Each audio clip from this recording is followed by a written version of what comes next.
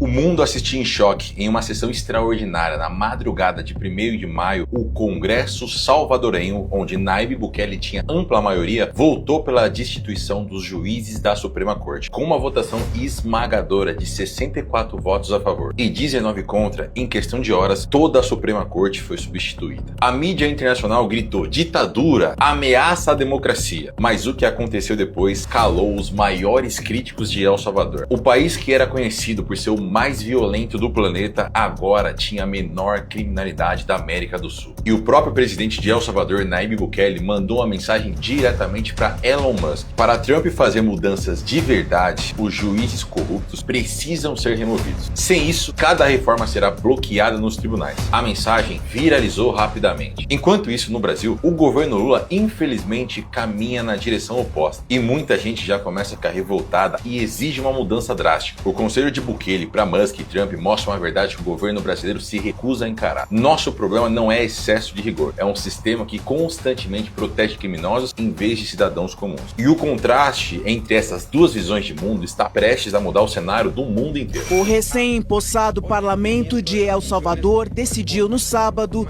por 64 votos a favor, 19 votos contra e uma abstenção pela deposição dos 5 juízes da Câmara Constitucional do Supremo Tribunal de Justiça sob a alegação de que eles violaram a Constituição contra as medidas que o presidente Nayib Bukele tentou implantar no país durante a pandemia. Em 2015, El Salvador era extremamente perigoso, com a maior taxa de homicídios do planeta. O país estava completamente controlado pelo crime organizado. A gangue MS-13 e Barro 18 controlavam a maior parte do território nacional. Crianças eram recrutadas à força, comerciantes pagavam impostos para gangues e qualquer resistência resultava em execução. Famílias se trancavam em casa assim que o sol se punha. Quem precisava sair à noite arriscava a vida. Os salvadorenhos viviam em um estado de medo constante. Nayib Bukele assumiu o governo com uma promessa prática: vamos acabar de maneira brutal com essa situação. Ele iniciou com operações policiais intensas, investimentos em equipamentos e aumento do efetivo policial. Mas logo descobriu que o seu maior obstáculo não eram as gangues, eram os juízes que os protegiam. Cada operação policial terminava seguindo o mesmo roteiro frustrante. Criminosos perigosos, muitos com dezenas de homicídios comprovados, eram presos pela manhã e soltos à tarde, muitas vezes por questionáveis irregularidades processuais ou falta de provas. Documentos secretos foram revelados mostrando que juízes recebiam propinas do crime organizado para liberar os chefes do tráfico. A polícia estava completamente desmoralizada. Um policial salvadorenho relatou: arriscamos nossas vidas para prender esses assassinos e os vemos na rua no dia seguinte rindo de nós. Essa situação parece familiar para qualquer policial brasileiro, não é mesmo? Bukele chegou a um ponto crítico. Havia tentado todos os caminhos tradicionais sem sucesso. Em 1º de maio de 2021, com o apoio de 67% do parlamento, tomou a decisão mais ousada da sua gestão. Removeu todos os juízes da Suprema Corte e substituiu com magistrados que estavam comprometidos com a segurança da população. Os novos juízes aplicavam exatamente as mesmas leis, só que sem utilizar interpretações criativas que beneficiavam os criminosos. Você quer saber o resultado? A polícia de El Salvador prendeu 72 mil pessoas em 18 meses. E dessa vez, meu amigo, eles permaneceram presos. Hoje, El Salvador testemunha uma transformação que muita gente considerava impossível. A taxa de homicídio caiu 98%.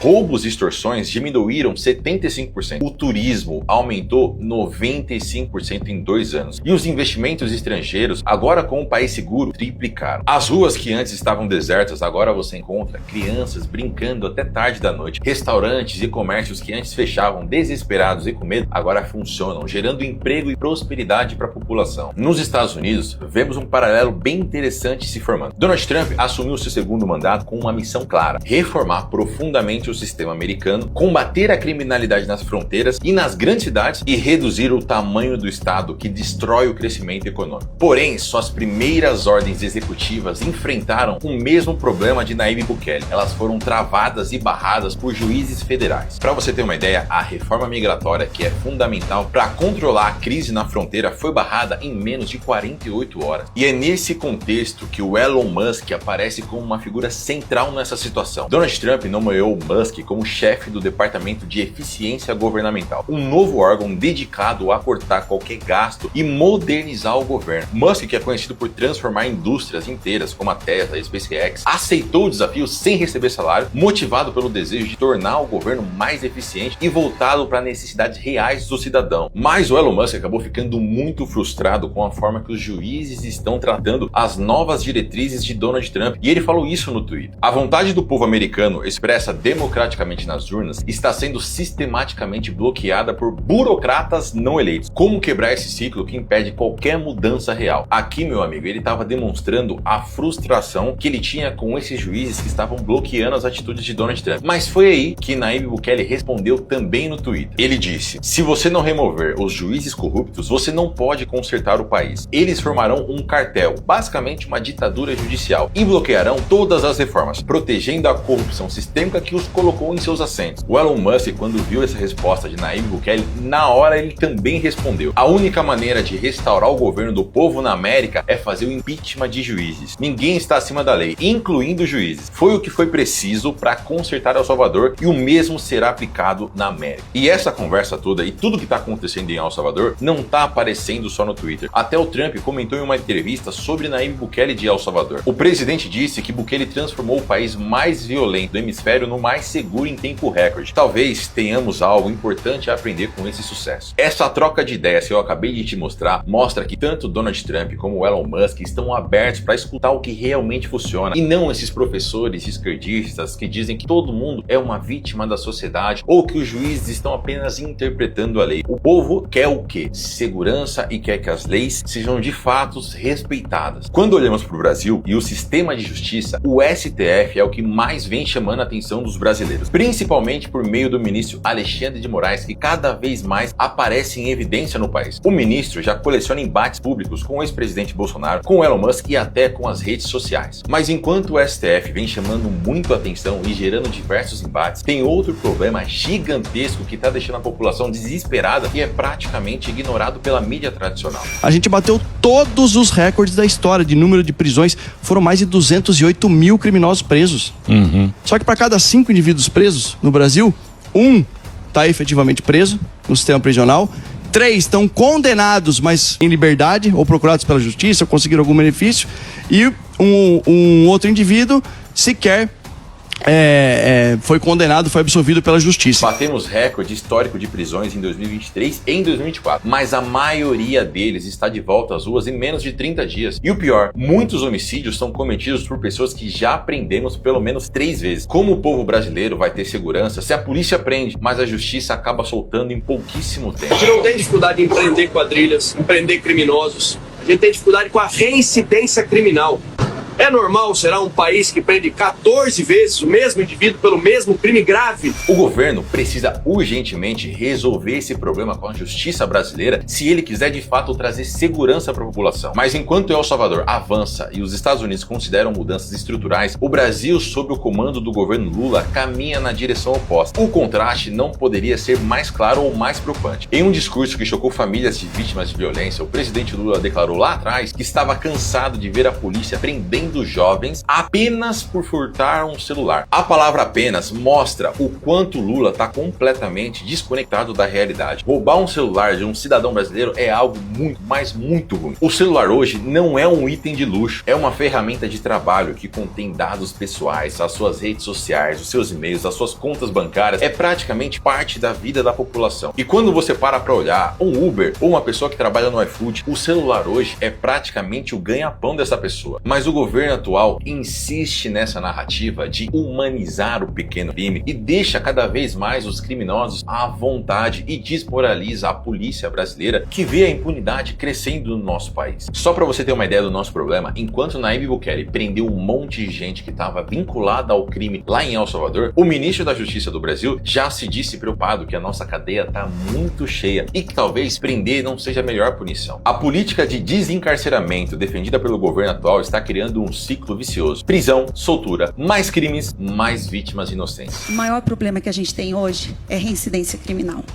Todos os bandidos, né, nos seus 99%, quando a gente faz a prisão, já tem passagem criminal. Aí vocês prendem e mandam soltar. Exatamente. O que a gente está vendo aqui é um confronto direto entre duas visões de mundo. Uma baseada em resultados concretos que levaram El Salvador a ser um país extremamente seguro. E uma outra visão que é baseada em ideologia, que defende a vítima, que problematiza a sociedade, mas não culpa o verdadeiro criminoso, e isso nunca funcionou em lugar nenhum. Bukele foi criticado internacionalmente por suas medidas, mas quando questionado sobre essas críticas, respondeu com uma pergunta simples. Eles me chamam de ditador, mas meu povo está seguro pela primeira vez em décadas. O que você escolheria? Ser chamado de ditador ou trazer segurança para sua população? E aí, meus amigos, é essa pergunta que a gente tem que fazer aqui no Brasil. Até quando a gente vai sacrificar a vida da população de bem, que trabalha, que estuda, que luta para crescer na vida, em troca de proteger criminosos que não estão nem aí para nossas leis? Mais uma vez, comparem os números. El Salvador reduziu sua taxa de homicídio em 98%, enquanto o Brasil permanece como um dos países com o maior número de homicídios do planeta. Em São Paulo, apenas 8% dos homicídios são solucionados. O resto, meus amigos, é muito difícil você saber quem foi que cometeu o homicídio. No Brasil, a maioria dos presos são reincidentes. O sistema claramente não consegue reabilitar. El Salvador tinha presídios superlotados, controlado pelo crime organizado, e hoje tem o sistema prisional mais eficiente da América Latina. A experiência de El Salvador demonstra uma verdade que o governo Lula não quer ver. O problema não é a falta de dinheiro, não é a falta de cadeia, nem a falta de policiais. O problema está no sistema judicial, que muitas vezes facilita a vida do criminoso e coloca a vida da população em risco. E o conselho que o Nayib Bukele deu para o Elon Musk implementar no governo Trump deixa muito claro que, se você quiser de fato proteger a sua população, você precisa brigar com quem está travando essa evolução. E se você acha que tudo isso é só conversa, presta atenção. O Nayib Bukele já tinha dito para Donald Trump que El Salvador aceitaria presos que não são salvadorenhos de outros países na prisão de El Salvador, que é considerada a pior do planeta. Trump achou bem interessante, só que quando ele disse que faria isso com presos nos Estados Unidos, a justiça na hora barrou. Sabe o que o Trump fez? Ele mandou os presos venezuelanos mesmo assim, ignorando a ordem da justiça. Então, quando Nayib Bukele fala que Trump tem que bater de frente com os juízes, Trump mostra que começou a ouvir esse conselho de Nayib Bukele. Sabendo de tudo isso, o Brasil precisa fazer uma escolha. E quando eu falo Brasil, eu não tô falando só do governo Lula, porque sinceramente é muito difícil você esperar que o governo Lula trate a segurança pública como algo extremamente importante. Eu tô falando de você, brasileiro, porque se no ano que vem, quando a gente vai escolher um novo presidente, você votar numa pessoa que diz que tá preocupado que alguém tá sendo preso porque furtou o celular ou que quer humanizar o crime, desculpa, mas você merece a insegurança desse país. Não dá mais pra gente aceitar insegurança como algo normal. Hoje, onde eu moro em São Paulo, eu tenho medo de sair na rua, de fato. Eu tenho medo e eu vejo toda hora alguém sendo assaltado, porque não existe segurança de fato. E a pessoa que tá assaltando já foi presa 1, 2, 3, 20 vezes e volta pra rua. O que você prefere? Algo como El Salvador, onde o preso, quando é preso, ele não sai mais. Principalmente quando o crime é bem pesado. O cara que cometeu um crime pesado, ele vai dar adeus pra vida com a sociedade. O cara que cometeu um pequeno crime, um crime que o Lula quer humanizar, esse cara também vai se lascar, porque lá em El Salvador, além de ser preso, o cara começa a trabalhar. Por que ele trabalha? Porque Nayib Bukele deixa claro que lá o povo não vai ficar pagando pra preso ficar comendo e fazendo festa dentro da cadeia. Muito pelo contrário, o preso tem que pagar pelos custos que ele gerou na sociedade, os prejuízos por ter aterrorizado a população, e vai pagar também pela comida que ele tá comendo na cadeia. Mesmo que El Salvador seja um país pequeno, vamos comparar. Você tem o Brasil, que tem uma situação péssima, e você tem o pequeno El Salvador, que mudou praticamente o futuro de toda uma população. E agora isso está sendo aberto para o mundo inteiro. Entenda, Donald Trump, que hoje comanda a maior economia do planeta, viu aquilo como algo positivo e pretende implementar muitas coisas que aconteceram em El Salvador para melhorar a segurança dos americanos. Por que o Brasil não pode aprender com isso? Por que o Brasil não pode começar a olhar para os direitos humanos das pessoas humanas e não direitos humanos para pessoas que cometem crimes não humanos? Essas pessoas precisam pagar, e não é pagar com a saidinha, pouco tempo na cadeia, é pagar de fato. A população tem que ter segurança e o criminoso tem que ter medo de cometer o crime. Tem que entender que a punição não é aquela de ficar 30 dias presos e voltar na rua, e sim que uma vez que ele é pego cometendo um crime, ele vai pagar pro resto da vida dele. Mas me conta você, dá pra fazer alguma coisa semelhante aqui no Brasil? Deixa nos comentários o que você faria para aumentar a segurança brasileira, o que você mudaria no nosso sistema judicial para que a gente pudesse se sentir seguro no nosso país. E lembra que se você gosta de conteúdos como esse, lembra de se inscrever nesse canal, deixar um like para você avisar o algoritmo que você quer mais conteúdos como esse. Um abraço!